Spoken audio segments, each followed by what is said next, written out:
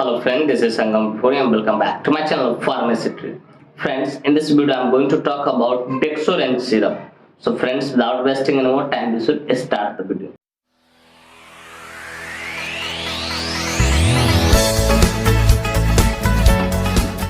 Friends, video को शुरू करने से पहले कुछ बातें मैं यहाँ पे शेयर करना चाहूंगा जो कि आपके लिए एक तरह से वार्निंग है।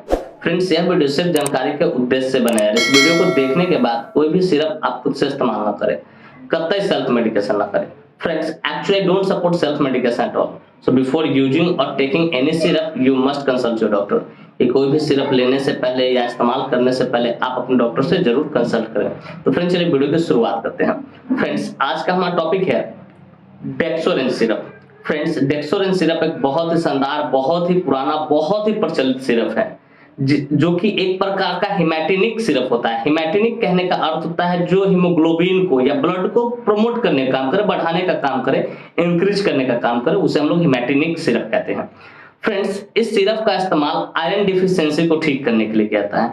कि इस सिरप का इस्तेमाल कब करते हैं? जब किसी लेडी या जेंट्स हो, ठीक है, उसके ब्लड में आयरन की कमी हो तो उसको ठीक करने के लिए इसका इस्तेमाल किया जाता है।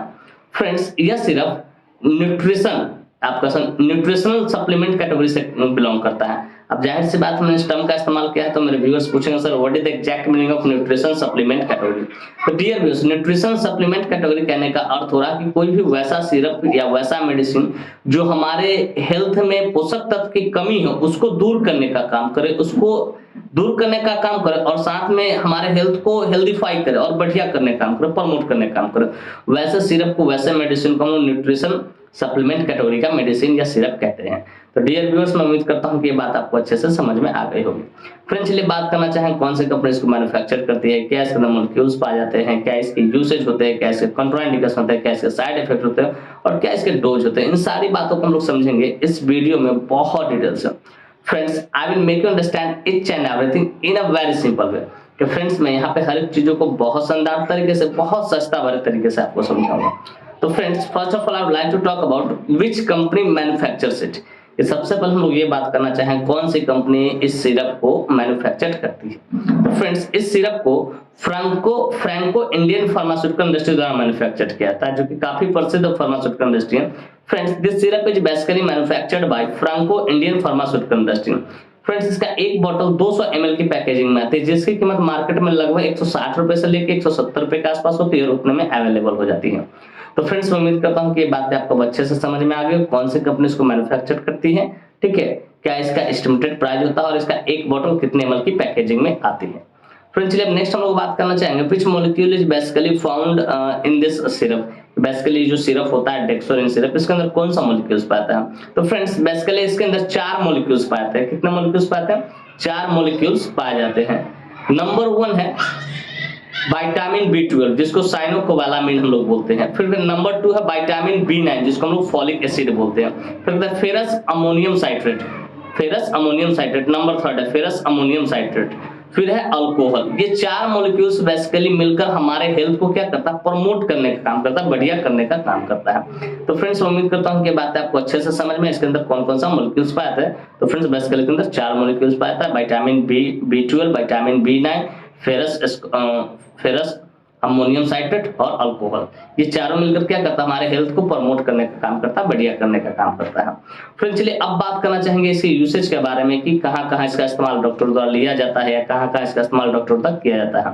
Let us talk about the usage of this syrup. इस सिरप का कहां-कहां इस्तेमाल करता है? तो फ्रेंड्स, नंबर 1 यूसेज है ट्रीटमेंट ऑफ न्यूट्रिशन डिफिशियंसी। कि अगर किसी मेल हो या फीमेल हो, उसके बॉडी में पोषक तत्व की कमी है तो उसको ठीक करने के लिए, उसको बढ़िया करने के लिए इसका इस्तेमाल किया जाता है। फिर ट्रीटमेंट ऑफ आयरन डिफिशियंसी। कि अगर किसी पेशेंट को बॉडी में आयरन की कमी है तो उसको भी दूर करने के लिए इसका इस्तेमाल किया जाता है। फिर ट्रीटमेंट ऑफ एनीमिया। कि अगर किसी पेशेंट के शरीर में एनीमिया हो रखा है, मतलब एनीमिया कहने का मतलब हीमोग्लोबिन का कम होना, ब्लड का कम होना, तो उसको भी ठीक करने के लिए इसका इस्तेमाल किया जाता है। फिर कहता है treatment of post operative anaemia. कि अगर किसी पेशेंट को सर्जरी हुआ हो, उसके बाद ब्लड ज्यादा लॉस हो गया, ठीक है, उसके बाद एनीमिया हो गया, तो उसको भी ठीक करने के लिए इसका इस्तेमाल किया जाता है। फिर ट्रीटमेंट ऑफ मिनोरिया। इसका इस्तेमाल मिनोरिया को भी ठीक करें। मिनोरिया कहने का अर्थ होता है कि जब किसी फीमेल को ठीक है, गर्ल हो या वुमन हो, उसको जरूरत से ज्यादा ड्यूरिंग पीरियड जरूरत से ज्यादा ब्लड लॉस हो गया तो उसको भी ठीक करने के लिए इसका इस्तेमाल किया जाता है। फिर ड्यूरिंग प्रेगनेंसी, प्रेगनेंसी के दरमियान अगर किसी लेडीज पेशेंट को ब्लड की कमी है, हीमोग्लोबिन की कमी है या आयरन की कमी है तो उस दरमियान भी गायनी जो डॉक्टर होते हैं इसको प्रिस्क्राइब करते हैं। फिर कहता है treatment of loss of appetite, कि कभी कभी इसका इस्तेमाल जो लॉस ऑफ एपेटाइट होता है, भूख नहीं लगता, उसके दरमियान भी इसका इस्तेमाल किया जाता है उसको ठीक करने के लिए, लॉस ऑफ एपेटाइट को दूर करने के लिए कहता है। फिर treatment of nerve related problem या नर्व डैमेज नर्व, कि अगर इसका इस्तेमाल नर्व अगर डैमेज हो, ठीक है, तो उसको भी ठीक करने के लिए इसका इस्तेमाल करते हैं, क्योंकि इसके अंदर विटामिन B12 है। तो हमारा अगर नस का जो प्रॉब्लम है, ब्रेन से रिलेटेड कुछ प्रॉब्लम है, तो उसमें भी ये बड़ा बढ़िया काम करता है। तो इसको आप कह सकते हैं टू रिड्यूस नर्व पेन, या आप कह सकते हो या ट्रीटमेंट ऑफ नर्व डैमेज आप कह सकते हो, नर्व डैमेज को भी ठीक करने के लिए क्या आता है, या उसी को हम लोग दूसरे शब्द में बोल सकते हैं treatment of vitamin B12 deficiency, जिसके अंदर विटामिन B12 डिफिशिएंसी की कमी हो तो उसको भी ठीक करने के लिए इसका इस्तेमाल किया जाता है। फिर ट्रीटमेंट ऑफ जनरल वीकनेस, की अगर किसी पेशेंट को भूख नहीं लग रहा है, पतला दुबला है, ठीक है, खाना अच्छा नहीं लग रहा है, तो वो जनरल वीकनेस एक तरह का, तो उसको भी ठीक करने के लिए इसका इस्तेमाल किया जाता है। हाँ, एक और बात जो मिथ है यहाँ पे मैं बता दूं आपको, कि जो एक मिथ बना हुआ है, लोगों कहता है कि इसको लेने से वजन बढ़ता है, ठीक है, तो मैं एक बात बता दूं कि ऐसा कहीं भी आप सर्च करोगे तो कहीं लिखा नहीं हुआ है कि ये जो मेडिसिन होता है वो वजन बढ़ाता है, ठीक है। इसके साइड इफेक्ट्स में हो सकता है कि आपका वजन बढ़ सकता है, और एक बार वजन बढ़ जाए तो कमता भी नहीं, इस बात को याद रखिएगा, ठीक है।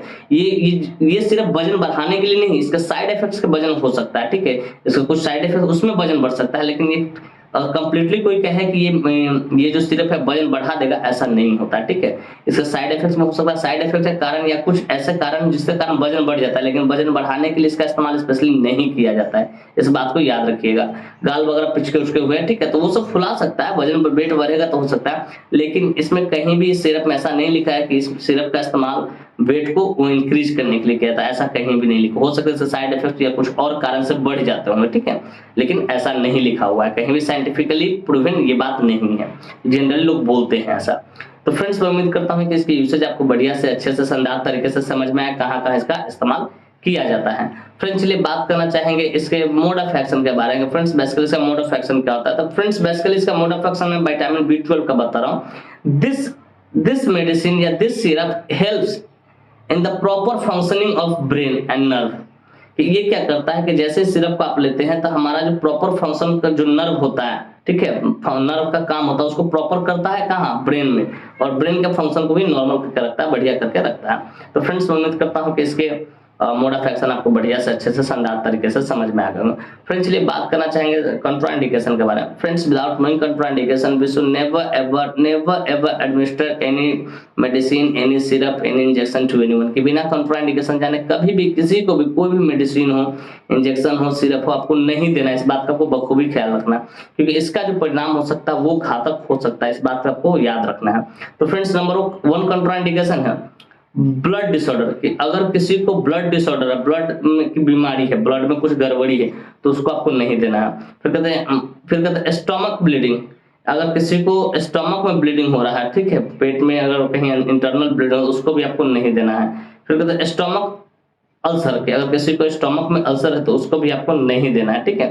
फिर कहते हैं लिवर डिजीज, किडनी डिजीज और हार्ट डिजीज, अगर कोई पेशेंट को लिवर डिजीज, किडनी डिजीज और हार्ट डिजीज की समस्या है तो उसको भी आपको नहीं देना है। फ्रेंड्स, मैं उम्मीद करता हूं कि ये बात आपको अच्छे से समझ में आ गया कि कंट्राइंडिकेशन क्या है।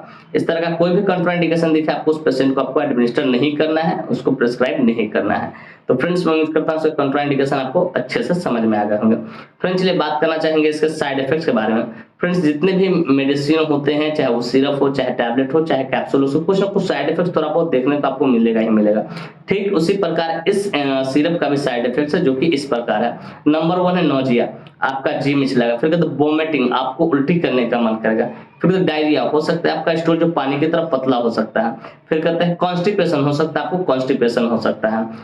फिर कहते हैं स्टोमक अपसेट, हो सकता है आपका पेट क्या हो, गड़बड़ हो सकता है। तो फ्रेंड्स, बेसिकली ये कुछ इसके साइड इफेक्ट्स होते हैं। इस तरह का कोई भी साइड इफेक्ट दिखे आप तुरंत अपने डॉक्टर से कंसल्ट करें, उन्हें इन्फॉर्म करें कि सर मुझे इस तरह की परेशानी हो रही है, इसके जगह को दूसरे मेडिसिन को या दूसरे सिरप को प्रिस्क्राइब करेंगे। तो फ्रेंड्स मैं उम्मीद करता हूँ इसके साइड इफेक्ट्स भी आपको बढ़िया से अच्छे से शानदार तरीके से समझ में आ गए होंगे। फ्रेंड्स चलिए बात करना चाहेंगे इसके डोज के बारे में। फ्रेंड्स बेसिकली जो डोज होता है हमेशा डिपेंड करता है एज पे, बॉडी वेट पे, सेवेरिटी पे, जेंडर पे, इन सारी चीजों पे। हालांकि एक तरह से समझो कि टॉनिक है, हेल्थ टॉनिक है, ठीक है, सप्लीमेंट है, तो ये कहीं ना कहीं हेल्थ को प्रमोट ही करेगा। तो फ्रेंड्स इसका जो डोज होता है मैं एडल्ट के लिए बता रहा हूँ 10 ml इंटू TDS, ये 10 ml, ठीक है, 3 टाइम में सुबह दोपहर आपको शाम लेना है खाना खाने के बाद। तो फ्रेंड्स मैं उम्मीद करता हूँ इसका डोज भी आपको बढ़िया से समझ में आ गए होंगे कैसे इसको दिया जाता है। फ्रेंड्स मैं उम्मीद करता हूँ कि ये बातें बिल्कुल शीशे की तरह साफ हो गई होगी कि डेक्सोलिन सिरप क्या होता है, कौन सी कंपनी इसको मैन्युफैक्चर करती है, क्या इसका मॉलिक्यूल्स पाए जाते हैं, क्या इसकी यूसेज होते हैं, कैसे कंट्राइंडिकेशन होते हैं, क्या इसके साइड इफेक्ट होते हैं, क्या इसके मोड ऑफ एक्शन होते हैं और क्या इसके डोज होते हैं। और साथ में ये भी उम्मीद करता हूँ कि मेरी यह वीडियो काफी इन्फॉर्मेटिव, काफी इंटरेस्टिंग, काफी जबरदस्त लगी होगी आपको, और मेरे इस वीडियो से आपको कुछ ना कुछ सीखने को जरूर मिला होगा। Friends if you find this video informative and interesting, hit the like button, subscribe my channel and don't forget to share it with your medical friends and common friends. Thank you for watching this video, bye bye, take care, फिर मिलते हैं next video में। तब तक स्वस्थ रहिए, मस्त रहिए, ख्याल रखिए अपना और अपने परिवार का।